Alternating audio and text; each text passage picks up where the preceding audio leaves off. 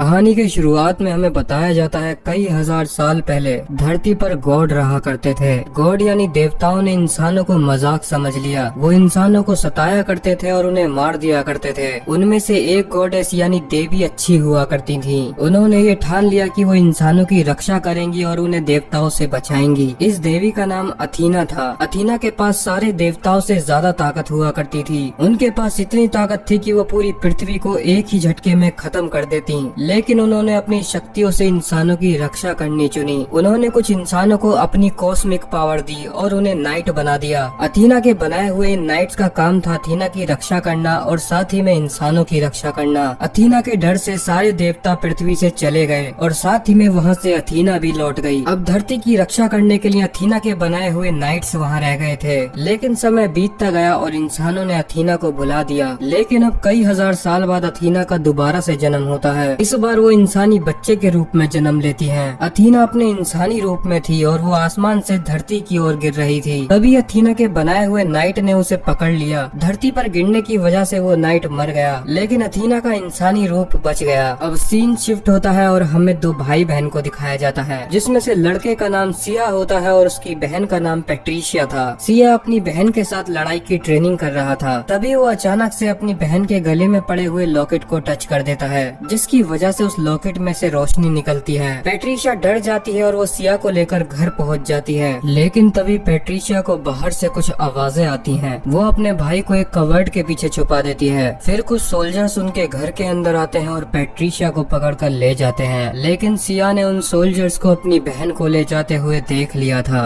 अब कई साल बीत जाते हैं और सिया बड़ा हो चुका था। वो काफी गरीब था और उसे अपना गुजारा करने के लिए एक रिंग में फाइट करनी होती थी। सिया को रिंग के अंदर जाकर एक फाइटर से लड़ाई करनी थी। लेकिन तभी उसके पास उस रिंग का मालिक आता है। वो सिया को धमकाता है कि अगर वो ये लड़ाई नहीं जीता तो उसे वो मार देगा। जिसके बाद सिया फाइटिंग रिंग में जाता है। उसका सामना एक काफी खतरनाक फाइटर से होता है। वो फाइटर पहले भी काफी सारी लड़ाइयाँ लड़ चुका था, लेकिन फाइट के दौरान सिया उस पर एक भी हमला नहीं कर रहा था। सिर्फ वो उससे बचने की कोशिश कर रहा था। वो फाइटर सिया को मारने लगता है, लेकिन सिया उस पर अभी भी हमला नहीं कर रहा था। ये देखकर उस रिंग के मालिक को गुस्सा आ जाता है और वो खुद लड़ाई के बीच में कूद जाता है। वो उस फाइटर को एक ही लात से मार डालता है। लेकिन अब उसे सिया के ऊपर काफी गुस्सा आ रहा था और वो सिया को भी मारना शुरू कर देता है। वो सिया को काफी देर तक मारता है। रिंग के बाहर खड़े हुए लोग भी मालिक को चीयर करने लगते हैं। तभी वो सिया को उठाकर जमीन पर पटकने वाला होता है, लेकिन तभी सिया के अंदर से कुछ नीली पावर्स बाहर आती हैं। रिंग का मालिक बहुत दूर जाकर गिरता है।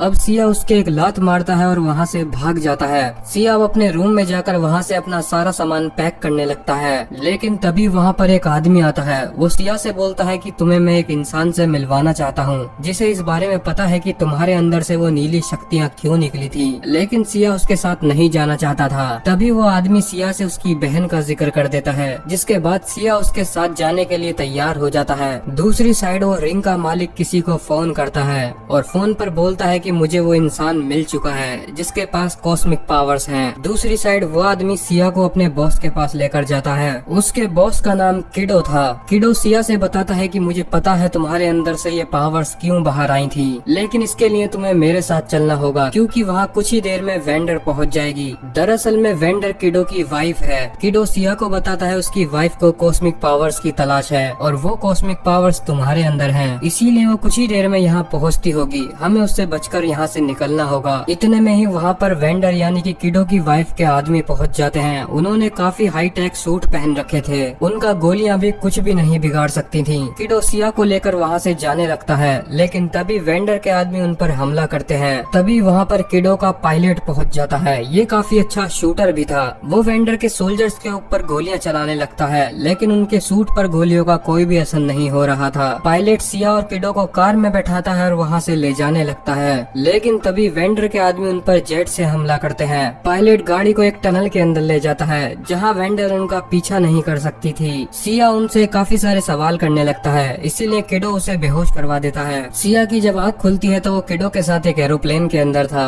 अब किडो उसे अपने घर ले जाता है। उसका घर एक आइलैंड के ऊपर बना हुआ था, जिसके बारे में किसी को भी खबर नहीं थी। किडो सिया को बताता है एथीना देवी ने कई सालों बाद धरती पर जन्म लिया है। अब क्योंकि देवी एथीना धरती पर आ चुकी हैं, इसीलिए उनके वॉरियर्स को उनकी रक्षा करनी होगी। उन सभी वॉरियर्स के पास कॉस्मिक पावर होती है और उनमें से एक सिया भी है। लेकिन सिया को किडो की किसी भी बात पर यकीन नहीं आ रहा होता। तभी वहाँ पर एक लड़की आती है। किडो बताता है ये मेरी लड़की साओरी है और साओरी ही वो लड़की है जो धरती पर एथीना का रूप लेकर आई है और सिया को साओरी की ही रक्षा करनी है। किडो की वाइफ वेंडर साओरी के पीछे ही पड़ी हुई है ताकि वो उसको मार डाले और सिया का यही काम है कि वो साओरी की रक्षा करे। तभी साओरी सिया को एक बॉक्स देती है। सिया जब उस बॉक्स को खोलता है तो उसके अंदर उसकी बहन का लॉकेट रखा हुआ था। इस लॉकेट के अंदर ही सिया की सारी ताकतें छुपी हुई हैं, जिनको इस्तेमाल करना उसे सीखना होगा। बिना कॉस्मिक पावर यूज किए सिया वेंडर का मुकाबला नहीं कर सकता।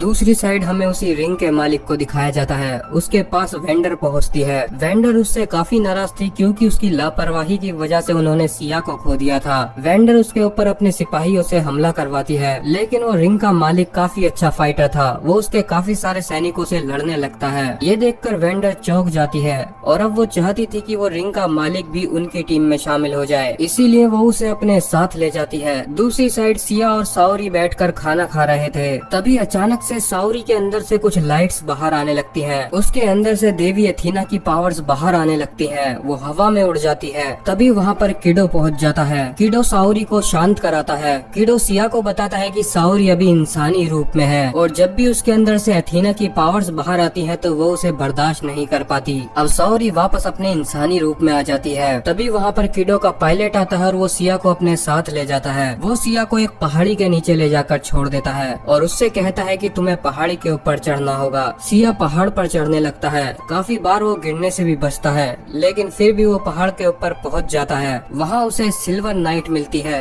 दरअसल में ये भी एक नाइट है जिसके पास एथीना की पावर्स हैं और ये सिल्वर नाइट ही सिया को सिखाएगी कि किस तरीके से पावर्स को एक्टिवेट किया जाता है। अब सिल्वर नाइट सिया को ट्रेनिंग देने लगती है। वो उसके आगे एक पत्थर रखती है और उससे बोलती है तुम्हें ये पत्थर एक घूसे से तोड़ना होगा। लेकिन सिया ये नहीं कर पाता क्योंकि अभी तक वो अपनी कॉस्मिक पावर्स का यूज करना नहीं सीखा था। सिल्वर नाइट उस पत्थर को उठाती है और मुट्ठी में बंद कर उसे मिट्टी में बदल देती है। वो सिया को समझाती है कि तुम्हें ध्यान लगाना होगा और तभी तुम अपनी पावर्स का इस्तेमाल कर पाओगे। दूसरी साइड वेंडन ने रिंग के मालिक के ऊपर एक्सपेरिमेंट किया था और उसकी बॉडी को भी एक रोबोट में बदल दिया था। अब उसकी बॉडी के ऊपर किसी भी गोली का असर नहीं होगा। दूसरी साइड सिल्वर नाइट सिया को ट्रेनिंग दे रही थी। वो उसे लड़ना सिखाती है, लेकिन अभी सिया काफी ज्यादा कमजोर था। काफी दिनों की ट्रेनिंग के बाद सिया थोड़ा बहुत सीखने लगा था और अब वो अपने घूसे से पत्थर को भी तोड़ डालता है, यानी कि उसकी पावर्स धीरे धीरे एक्टिवेट हो रही थी। सिल्वर नाइट उससे और ज्यादा ध्यान लगाने को बोलती है। अब सिया अपनी पावर्स का इस्तेमाल करना सीख चुका था। वो एक बहुत बड़े पत्थर को एक ही घूसे से मिट्टी में बदल देता है। ऐसा करते ही उसके गले में डला हुआ लॉकेट एक बॉक्स में बदल जाता है। उस बॉक्स के अंदर से सिया का कवच बाहर आने लगता है और अब वो भी एक नाइट बन चुका था। अचानक से सिया को अपने बचपन की यादें आने लगती हैं, जिसमें वो देखता है जब उसकी बहन को वेंडर पकड़ कर लेकर गई थी तब उसके साथ वहाँ किडो भी था। अब सिया को लगता है कि किडो भी अपनी वाइफ के साथ मिला हुआ है और वो सिर्फ सिया का इस्तेमाल करना चाहता है। अब सिया को गुस्सा आता है और वो किडो से बदला लेना चाहता था, लेकिन तभी सिल्वर नाइट उसे रोकती है क्योंकि अगर उसने अपने इमोशंस पर काबू नहीं किया तो वो सूट उसे छोड़कर चला जाएगा और वो वापस एक इंसान बन जाएगा। सिया उसकी बात नहीं मानता और उससे लड़ने लगता है, लेकिन तभी सिया का कवच गायब हो जाता है और अब वो एक इंसान बन चुका था। उसकी सारी पावर्स दोबारा से जा चुकी थी, लेकिन अब सिया को इस बात से कुछ भी मतलब नहीं था और वो सीधा किडो के पास पहुंच जाता है। सिया किडो को मारने के लिए ही जा रहा होता है, लेकिन तभी वहाँ साओरी पहुंच जाती है। साओरी उसे समझाने के लिए अपने साथ ले जाती है। साओरी सिया को बताती है जब वो आसमान से धरती पर गिरी थी तो उसे किडो और वेंडन ने गोद ले लिया था, लेकिन एक दिन वेंडर उसे अपनी गोद में खिला रही थी। तभी साओरी के अंदर से एथीना देवी जागने लगी, जिसकी वजह से उसके अंदर से पावर्स बाहर आने लगी और वेंडर का एक हाथ तबाह हो गया। वो मरने ही वाली थी, लेकिन तभी किडो वहाँ पहुँच गया और उसने कॉस्मिक पावर्स का इस्तेमाल कर वेंडर को बचा लिया। लेकिन उसके बाद से वेंडर को जिंदा रहने के लिए कॉस्मिक पावर्स की जरूरत पड़ने लगी, जिसके बाद वेंडर ने उन बच्चों को किडनैप करना शुरू कर दिया जिनके पास भी कॉस्मिक पावर्स थी। वेंडर को लगने लगा उसने अगर साओरी के अंदर की सारी शक्तियाँ निकाल ली तो वो अमर हो जाएगी। जिसके बाद किडो साओरी को लेकर इस आइलैंड पर आ गया और उसकी हिफाजत के लिए उसने उन नाइट्स को ढूंढना शुरू कर दिया जिनके पास भी कॉस्मिक पावर्स थी। सिया साओरी से पूछता है तो फिर उसकी बहन का क्या हुआ, जिस पर वो बताती है जब बचपन में तुमने अपनी बहन का लॉकेट छुआ था तो उसके अंदर से नीली लाइट बाहर आई थी और वही कॉस्मिक पावर थी। उस पावर का पीछा कर वहाँ वेंडर पहुँच गई थी और उसके पीछे पीछे उसके डैड किडो भी वहाँ पहुँच गए थे, लेकिन किडो को पता चल गया था कि वो पावर सिया की उसकी बहन के अंदर नहीं है, बल्कि वो पावर सिया के अंदर है। इसीलिए उसने सिया की बहन को बचाने के लिए वेंडर के साथ जाने दिया। और जब वेंडर को ये बात पता चली कि सिया की बहन के अंदर वो पावर्स नहीं है, तो उसने उसे जिंदा छोड़ दिया। लेकिन अब उसे भी नहीं पता है कि उसकी बहन कहाँ पर है। लेकिन तभी वहाँ पर अपने जेट के साथ वेंडर पहुँच जाती है। वेंडर किडो के घर के ऊपर हमला कर देती है। वो फाइटिंग रिंग के मालिक से किडो को काफी पिटवाती है। तभी वहाँ पर सिया और साओरी भी पहुँच जाते हैं। सिया का सामना करने के लिए वहाँ फाइटिंग रिंग का मालिक पहुँच जाता है। वो सिया को मारना शुरू कर देता है, लेकिन अब सिया के पास नाइट का कवच नहीं था, इसीलिए फाइटिंग रिंग का मालिक उसे मारकर बेहोश कर देता है। दूसरी साइड किडो को लग रहा था कि अब बचने का कोई तरीका नहीं है और आखिरी तरीका उसके पास यही था कि वो अपने घर को आग लगा दे। इसीलिए वो एक डिवाइस निकालता है और अपने पूरे घर को ब्लास्ट कर देता है। लेकिन तब तक वेंडर साओरी को लेकर जा चुकी थी। अब वेंडर साओरी को एक जगह पर लिटा देती है और उसके अंदर से पावर्स निकालने वाली मशीन को स्टार्ट कर देती है। तभी साओरी वेंडर को बताती है कि मेरी शक्तियाँ बहुत ज्यादा हैं और इन शक्तियों को कोई इंसान बर्दाश्त नहीं कर सकता। तभी वेंडर उसे बताती है कि मैं ये बात जानती हूँ, लेकिन फिर भी मुझे तुम्हें मारना होगा, क्योंकि अगर मैंने ऐसा नहीं किया और तुम्हारे अंदर की देवी अथीना बाहर आ गई तो तुम पूरी पृथ्वी को तबाह कर दोगी। यानी कि वेंडर को साओरी को मजबूरी में मारना था। दूसरी साइड सिया वहीं पड़ा हुआ था। तभी वहाँ पर पायलट पहुँच जाता है। वो सिया को अपने साथ जेट में बिठाता है और सीधा वेंडर के ठिकाने पर निकल जाता है। जब वो लोग वेंडर के लोकेशन पर पहुँचते हैं तो वेंडर के आदमी उन पर हमला कर देते हैं। उनका जेट खराब हो चुका था। सिया हिम्मत करता है और उस जेट से नीचे कूद जाता है। जैसे ही वो धरती पर गिरता है, धरती में एक गड्ढा हो जाता है। उसके अंदर का सूट एक्टिवेट हो चुका था, क्योंकि अब उसके अंदर काफी हिम्मत आ चुकी थी और उसके इमोशंस पर उसने कंट्रोल कर लिया था। तभी वहाँ पर फाइटिंग रिंग का मालिक आता है और वो सिया के ऊपर हमला कर देता है। लेकिन अब सिया काफी ज्यादा पावरफुल हो चुका था, क्योंकि अब वो अपनी पूरी पावर्स को नाइट में बदल चुका था। वो एक ही वार में फाइटिंग रिंग के मालिक को मार डालता है। दूसरी साइड साओरी के अंदर की पावर्स निकलने वाली थी, लेकिन वो दर्द से चिल्ला रही होती है। वेंडर से ये सब देखा नहीं जाता और अब वो साओरी को मारने का प्लान बदल देती है। वो उन मशीनों को बंद करने के लिए बोलती है।